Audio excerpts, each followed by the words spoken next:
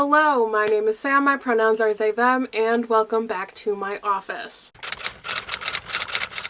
For this one, we are going to be trying 3 new-to-me Sapphic authors. I am so excited to have found these authors. One of them is from my most anticipated reads list of 2023, and then one of them I found on TikTok. Apparently it is quite popular in the Sapphic romance circle. And then one of them I found on a random blog post that I was super excited to find. I don't even remember what blog post, because I was just looking for new Sapphic authors. So this all came about. It was inspired by Books and Lala from, I think it was like her Third Time's a Charm series. I watch almost all of her videos, so she's definitely like someone that I take a lot of inspiration and feel a lot of respect for. So we are on a quest to find new Sapphic authors for me who tell amazing Sapphic stories. So, Mistakes Were Made is an age gap romance between Cassie and Aaron. So Cassie is a senior in college. So consent, age of consent is good in this one. And Aaron, who is close to being in her 40s, they have a one-night stand at a bar on Parents' Weekend at the college. Little did they know that Aaron's daughter, her best friend, is Cassie. They find this out at a breakfast. It's very awkward. And it goes from there. And then we have Dead Dead Girls by Nekesa Afia. This is a black lesbian murder mystery set in the 1920s. Louise was kidnapped when she was like 15 or 16, and she ended up getting her and the 3 other women who were being held hostage. They escaped together, all because of her, and she becomes known as like the Harlem hero. 10 years later, young black girls are ending up dead on the stoop in front of the restaurant that she works at, and it's her community. She's working to figure out what's going on. And then we have Now She Is Witch by Kirsty Logan, which is about Lux and Else surviving as women in a time where severe violence against women happens on a daily basis. Women are basically not seen as people. They are just kind of seen as filth. And threats of witchcraft are tossed around like candy just to be able to abuse, torture, and murder women. So it is their story about surviving as women in this age and also taking revenge on the people who have harmed them most. So I am so excited to give these 3 authors a try, see if they work for me, see if I should keep reading them. So at that, I guess, let's get started reading.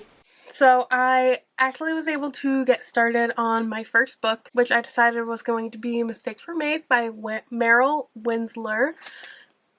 So I got the paperback edition. I found it at Barnes. And right now I am about 50 pages in. So far the premise of this is you have Aaron and you have Cassie. So Aaron is in her, I think, like 40s. She is a mom to a freshman at the college that is having a family weekend. And she goes to a bar one night where Cassie walks in trying to get away from said family weekend, and she spots Aaron and is instantly enamored and wants her, and they end up hooking up in the bathroom and then in the backseat of Aaron's car. And that was supposed to be the end of it, just a nice little one-night stand. But Cassie is invited to breakfast by one of her closest friends, Parker, with her mom supposedly as a, like, buffer point, a buffer person. So Cassie ends up going, and guess who Parker's mom is? It's Aaron. Neither of them say anything, and they're still immediately attracted to each other, kind of flirting, footsies under the table kind of vibe. And that happens pretty much throughout the entire family weekend, just a smidge. And now I'm at the point where it's past family weekend by quite a bit, and Cassie is still thinking about Aaron. That's where I'm at so far, 50 pages in. I really enjoy it so far, and the fact that I love Cassie as a character. I think Aaron is also a really interesting character, though, in the way that she's characterized as a mom, and you kind of get the idea that she is the pusher, the know-it-all, the overbearing mom to an extent in Parker's eyes, where Parker's dad is like a saint who can do no wrong. Aaron and the dad are divorced, but we're more witnessing Aaron through Cassie's eyes, which is just like a hot badass MILF kind of vibe, and a really interesting, fun, funny, sweet character. So it's interesting to see the difference in the two versions of Aaron that are like seen through a romantic lens and through a mom lens. I'm curious to see how those two lenses kind of blend in for us as a reader. But Cassie's also kind of an ass, and I love her for it, like in the best way possible, of just snarky, very clear in what she wants, very straightforward, and I love that. That's super fun. She is in aerospace engineering, I believe. We're kind of introduced to her in the point of view of she wants to be an astronaut, potentially. That kind of field. So far, the romance, the sexual scenes are good. They're explicit, but they are also, like, accurate. Like, it's not one of those ones where it's like, how are y'all even doing that? Like, is that even a move that can physically be done? Like, it feels normal. It feels correct.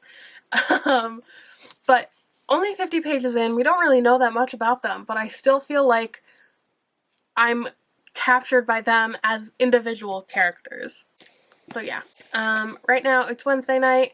I'm definitely going to do a bunch of more reading tonight and just kind of get a little cozy. This weekend's just going to be snowy, cozy vibes. So, lots of reading to be done. So I'm a little under halfway through with Mistakes Were Made. And it's not that it's bad.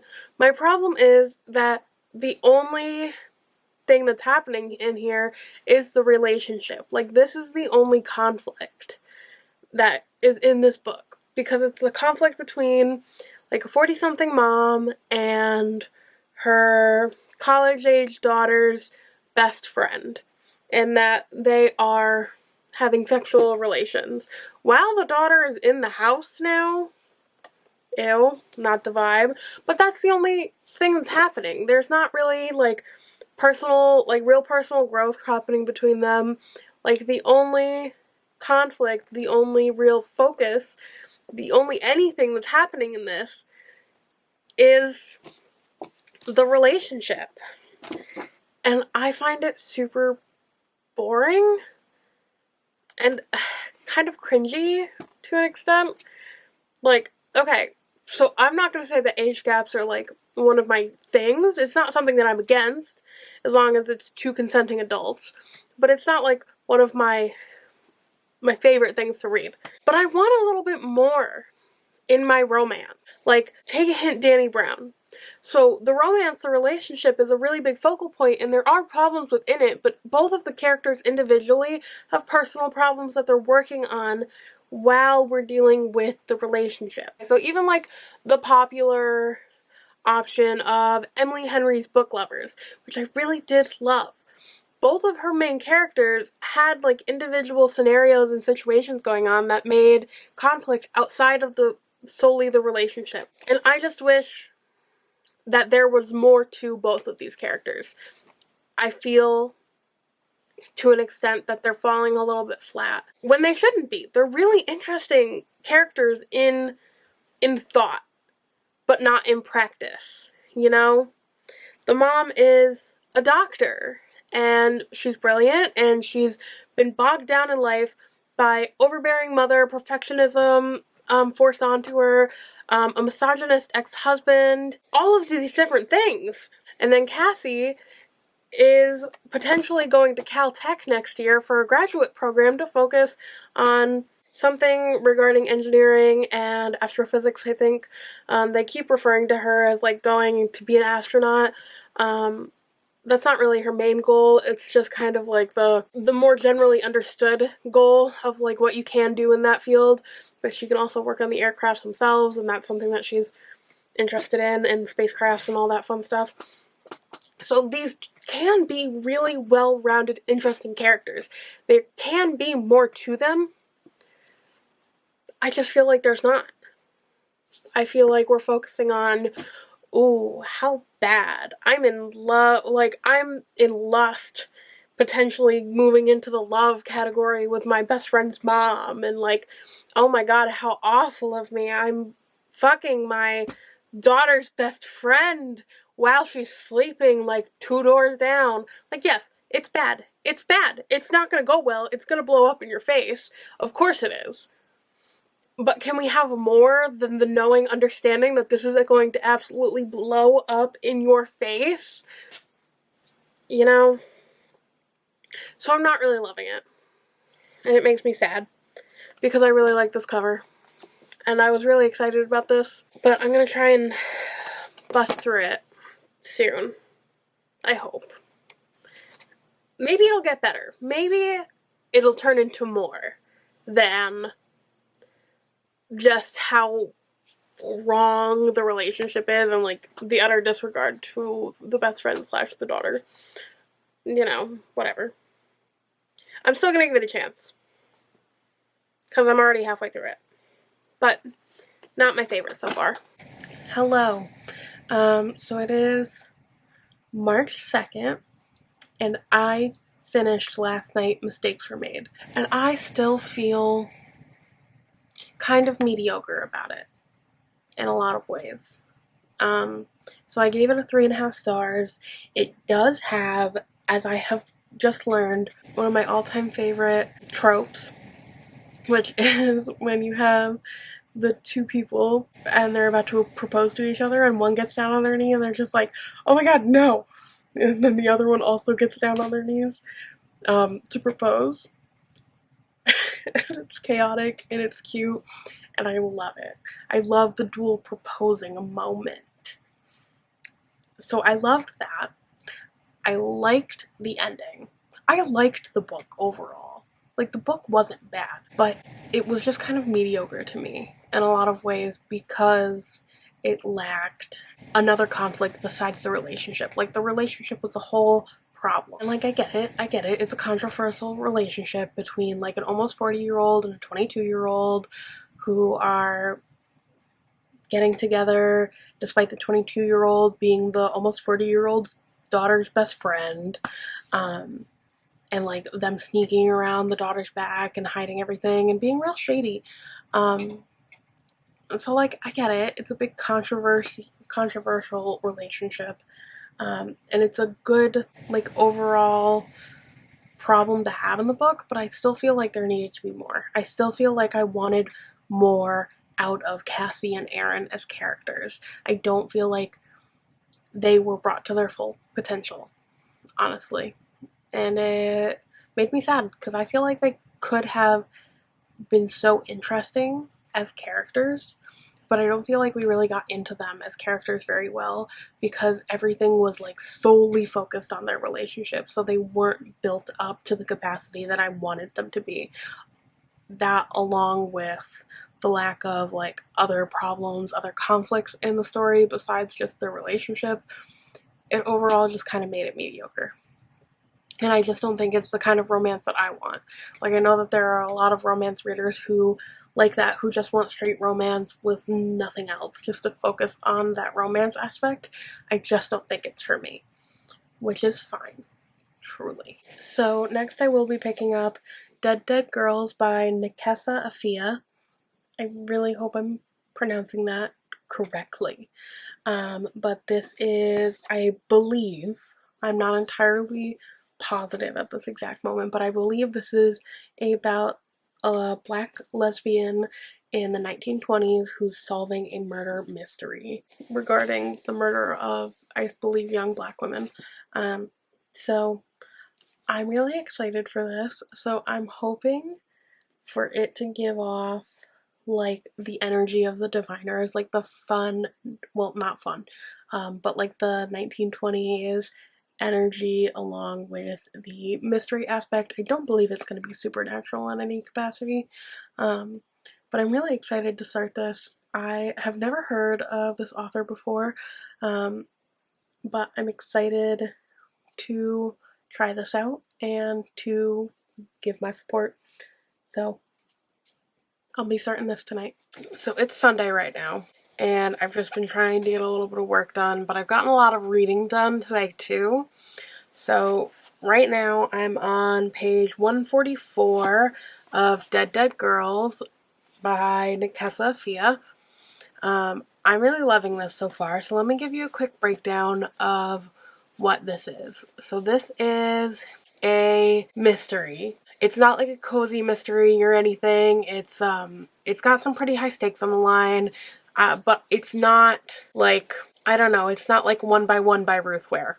Like, that's not the vibe that you get from this. It gives off a vague idea of cozy mystery, but it's definitely not cozy. It's about the murder of black women in the 1920s. So I'm not explaining how it feels well, but this is the first ever mystery that I'm like very genuinely enjoying. And I think it's because it's nothing like One by One by Ruth Ware or anything like in that capacity. We're way over here on the scale. And I'm liking it so much better. So this is about Louise, also sometimes known as Lovey. She is a waitress. She's 25, and she is a black woman in Harlem in, I think, the 1920s. Back when she was about 15 or 16, she was kidnapped by a man, and she hardcore beat him, killed him. I believe she killed him. I believe that she shot him, so I can't really confirm if he's actually dead or not. And all of these things happened in the beginning, so these aren't spoilers. And she and 3 other girls that he was holding hostage escaped.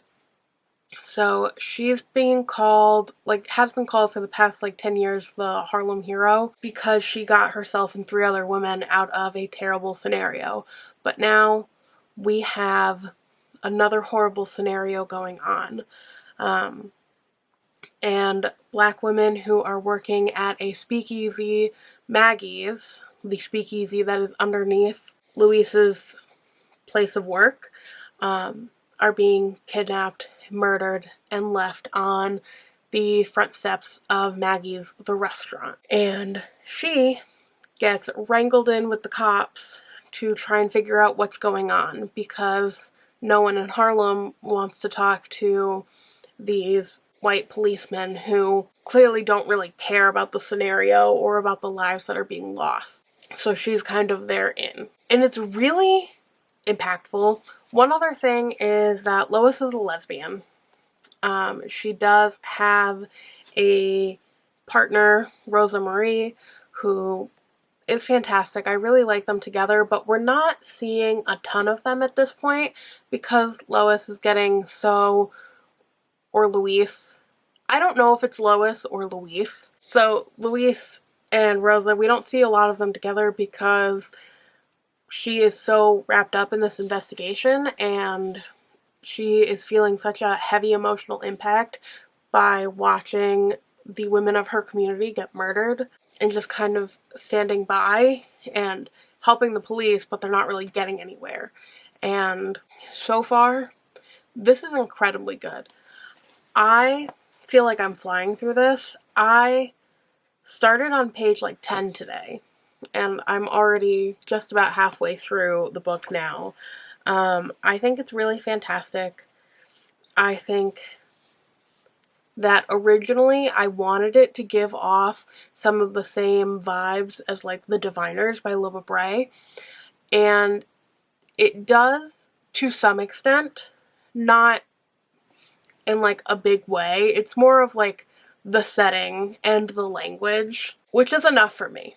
I think that I really enjoy 1920s settings, from women's perspective specifically. So far, this is a really good mystery. We are getting a couple hints. So one thing that I'm not entirely sure if I like or not, and since I'm not like a hardcore mystery reader, I don't feel like I can have a very strong opinion right now because this is the first time that I'm really encountering this. There are sometimes at the end of chapters where someone will have said something and the last sentence of the chapter will be like, this was the last time she saw her alive. So I don't know if I like that or not. There was one scene where Luis's little sister was like, I don't like this man. He gives off bad vibes. And Luis just kind of disregarded it and was like, whatever. And the chapter ended with, she should have listened to her, or something along those lines. And I don't know how I feel about that. Because ultimately, is it making me fairly suspicious of this one officer? Yes, but I don't know if I should be suspicious of him or if he's just a garbage human, because he's very obviously a garbage human. So I don't know how to figure out the culprit in a mystery. I don't know how to. I'm very, very, very bad at it. So I don't know if this is supposed to bring me along a certain path or if it's supposed to like steer me away from another path, but I'm just kind of like floating in the ether at this point. Like I have no idea where I'm going with it. So it doesn't really have that much of an impact on where I'm going and who I'm thinking did it, because no thoughts. But I'm still really enjoying it because I enjoy her. So this has been a very intense update, but I had a lot to say and I'm really enjoying this so far. So I will check in again when I've read some more. So I attempted to film this on a different day, but I looked crazy. So we're going to film it again. And I got some answers based on a few things while I was editing. So I finished Dead Dead Girls by Nekesa Afia. I found out that you do pronounce the main character's name Luis. But I did find out that I was saying Luis's partner's name wrong. I was saying Rosa Marie, and it's Rosa Maria. So apologies for that. I don't know how I missed that. That's entirely my fault. So let's talk about this. I ended up giving this 4 stars. I really loved this. I thought that it was really fun and interesting. Well, not particularly fun, because obviously this is a 1920s murder mystery about the killing of young black girls. All of the victims, for the most part, are from a speakeasy called Maggie's, where there is prostitution, and this serial killer kidnaps these young girls who are in the scenario just trying to survive, and he kills them and leaves them on the doorstep of the cafe with a card of the Virgin Mary in their hand. So, ultimately, horrifying subject matter. I enjoyed the mystery itself. I don't think it's something that like hardcore mystery fans would have a hard time solving, but it's something that I definitely thought about and went back and forth on for quite a while. But I'm not very good at mystery, so it takes me a while to figure this kind of stuff out. So it did everything that it needed to do for me. I thought that it was interesting for me to hop back and forth thinking who it is until the very end. I will say that there is no like real action scene. I don't know, in terms of a mystery, how much like confrontation of the murderer there generally is, but in this there's maybe like 3 pages. And that's it. And that wasn't a bad thing for me because I didn't really want a big confrontation with the serial killer. Like, there was no redemption for him. There was nothing that would have helped him. And I don't think that there was anything in interaction with him would have made worse. Like, I think that we found everything out, so we didn't really need any input from him about how awful he was. We already found that out. So, the mystery itself, I really enjoyed. Our main character, Louise, I enjoyed her a lot too. She was a little bit hot-headed, a little bit fun. She was really interesting. She's 26, and after she had been kidnapped, she basically left her father's care immediately at the age of like 15 or 16. So she's been on her own for quite a while. So she's like a fully developed adult with interesting traits and interesting coping mechanisms. And I just thought that she was very well rounded. Like, there was no part of her that made her like this perfect main character. She really wasn't like a perfect main character, but she felt human. She felt right. And I also like the way that we poked a little bit at how important it is to trust your gut, but we also see her not trusting her gut and then everything coming to fruition at the end. So I thought that was a good point to push through, of like, your intuition about people, especially about men, can often be correct. But I think that my favorite thing about this was the relationship between Luis and Rosa Maria. I don't want to call it like a subtle relationship, because it was subtle in the way that you had to be careful because it was the 1920s and you couldn't have like lesbians being out in public at that point. But it was just sweet in their dedication to each other. They had been together for quite a while. Just the ways that they stuck by each other through everything. Like, there were a lot of points where Louise was really pushing Rosa Maria away, and I feel like in a lot of different books, she would have just walked away and been done, or there would have been like a breakup moment.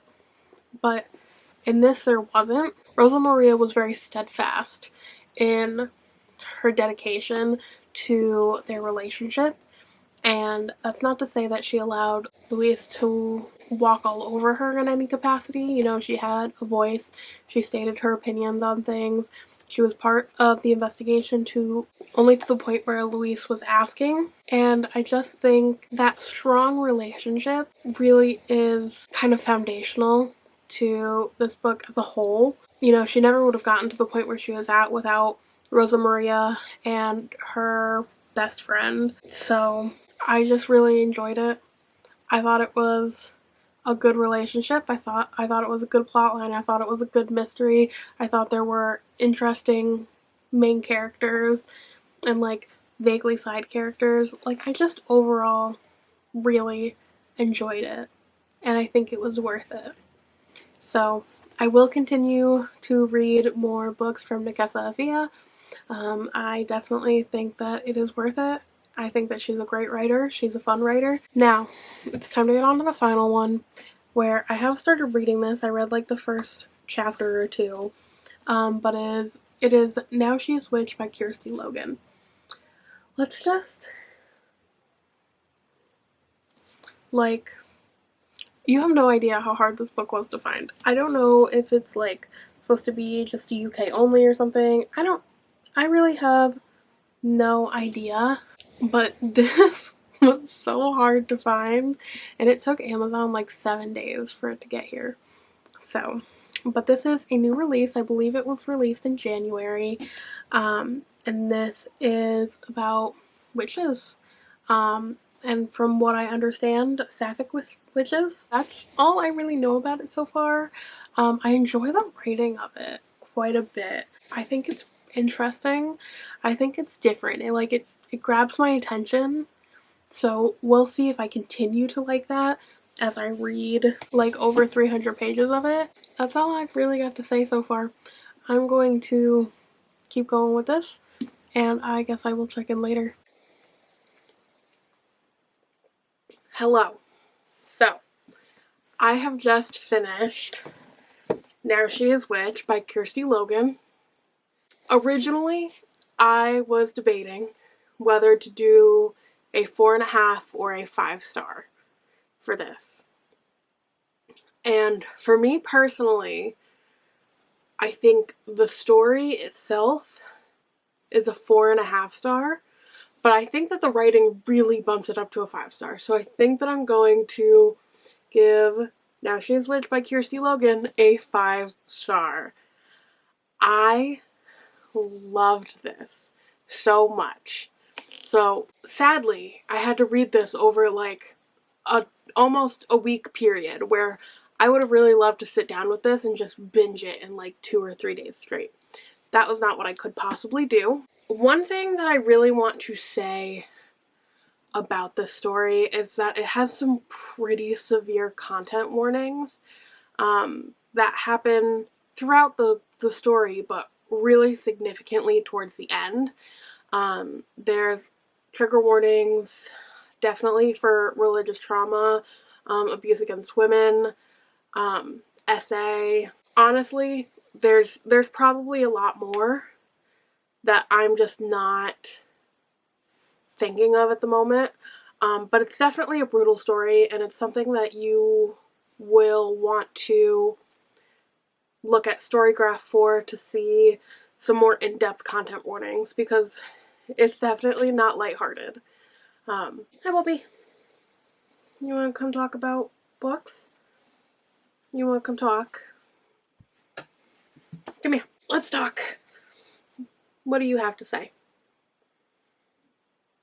Did you like it?